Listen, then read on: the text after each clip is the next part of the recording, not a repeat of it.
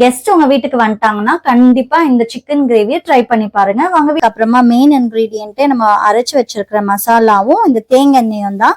எல்லாருமே ஆஹா ஓஹோ அப்படின்னு பாராட்டுவாங்க.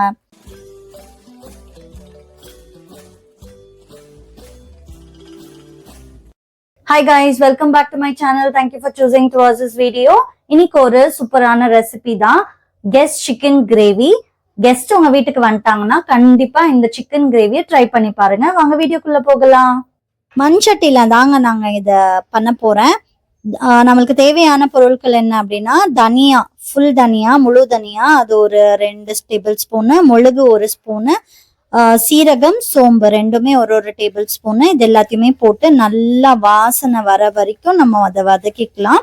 நல்லா அரோமா வருங்க. நல்லா அதை வதக்கிட்ட பிறகுதான் நம்ம அது கூல் ஆயிட்ட பிறகு நம்ம அரைச்சிக்க போறோம். அதுக்கு முன்னாடி நான் கொஞ்சம் கருவேப்பிலையும் போட்டுக்கிறேன். நல்லா ஒரு கைப்பிடி அளவு கறிவேப்பிலை. அது நார்மலா நம்ம வெறும் இந்த கிரேவில எல்லாம் போட்டாக்கா கருவேப்பிலைவை எடுத்து வச்சிருவாங்க. இந்த மாதிரி அரைச்சு போடும் போது எல்லா சத்தும் நம்மளுக்கு உள்ள போயிடும் உடம்புக்கு. ஸோ இப்போ தேவையான அளவு எண்ணெயை ஊற்றிட்டு நல்லா ஒரு பெரிய வெங்காயம், சின்ன வெங்காயம்னா ஒரு 2 கட் பண்ணி போட்டுக்கோங்க. நல்லா அது பொரிஞ்சிட்ட பிறகு நம்ம வந்துட்டு இந்த ஜிஞ்சர் கார்லிக் பேஸ்ட் நான் கொஞ்சம் மஞ்சள் போட்டு அரைச்சிருக்கேன். So ginger garlic paste 1.5 tablespoon, மஞ்சள் ஒரு 1/2 டேபிள் ஸ்பூனு, அதுக்கப்புறமா வந்துட்டு கரம் மசாலா ஒரு டேபிள் ஸ்பூன், உப்பு தேவையான அளவு, இது எல்லாத்தையுமே போட்டுட்டு நம்ம அந்த ஜிஞ்சர் கார்லிக் மசாலாவோட பச்சை வாசனை போற வரைக்கும் நம்ம நல்லா வதக்கிக்கலாம். நல்லா அது எண்ணெயில வதங்கும் போது ரொம்ப நல்லா அரோமா வரும். இப்ப நம்ம வந்துட்டு கழுவி வச்சிருக்க சிக்கனை மஞ்சள் போட்டு கழுவி வச்சிருக்கேன். இதை நம்ம ஒன்னொன்னா ஆட் பண்ணிக்கலாம்.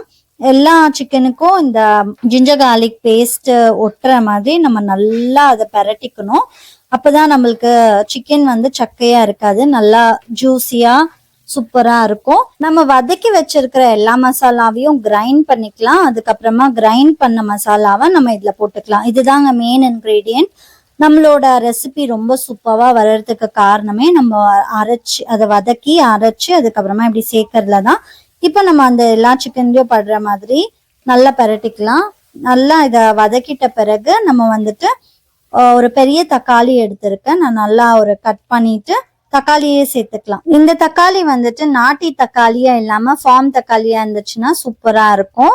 அதுக்கப்புறமா இந்த தக்காளியை நல்லா மிக்ஸ் பண்ணிடலாம். அதுக்கப்புறமா 1 டேபிள் ஸ்பூன் மிளகாத்தூள் போட்டிருக்கேன். ஏன்னா மிளகுத்தூள் எல்லாம் இருக்கும்போது நம்ம பார்த்துதான் போடணும். காரத்துக்கு ஏற்ற மாதிரியே போட்டுக்கோங்க. அதுக்கப்புறமா மெயின் இன்கிரீடியன்ட்டே நம்ம அரைச்சு வச்சிருக்கிற மசாலாவும் இந்த தேங்காய் எண்ணெயும் தான். தேங்காய் எண்ணெய் 2 டேபிள் ஸ்பூன் ஊற்றிருக்கேன். அதுக்கப்புறமா நல்லா மிக்ஸ் பண்ணிட்ட பிறகு நீங்க 1 கிளாஸ் தண்ணி ஆட் பண்ணிக்கோங்க. 1 கிளாஸ் தண்ணி போதும் தான் நினைக்கிறேன். சிக்கன் எப்படியோ நல்லா வெந்துடும். இப்ப நம்ம மூடி வச்சுக்கலாம் ஒரு 20 மினிட்ஸ். அதுக்கப்புறமா நம்ம திறந்து பார்த்தாக்கா சூப்பரான கெஸ்ட் சிக்கன் கிரேவி ரெடி ஆயிடுங்க. அதுக்கப்புறமா லாஸ்டா நம்ம வந்துட்டு இந்த சில்லி ஃபிளேக்ஸ் அரைச்சு வச்சிருக்கேன். நான் அதை 1 டேபிள் ஸ்பூன் ஆட் பண்ணிட்டு மலைச்சாரல் மாதிரி நம்ம வந்து இந்த கொத்தமல்லி தலையை தூவிடலாம், நல்லா ஒரு கைப்பிடி அளவு. அதுக்கப்புறமா உப்பெல்லாம் டெஸ்ட் பண்ணி பார்த்துக்கோங்க. செக் பண்ணிட்டு நல்லா இருக்குன்னா விட்டுடுங்க, இல்லைன்னா ஏதாவது வேணும்னா ஆட் பண்ணிக்கோங்க. அதுக்கப்புறமா நல்லா மிக்ஸ் பண்ணிட்ட பிறகு நம்மளோட கெஸ்ட் சிக்கன் கிரேவி ரெடி ஆயிடும்.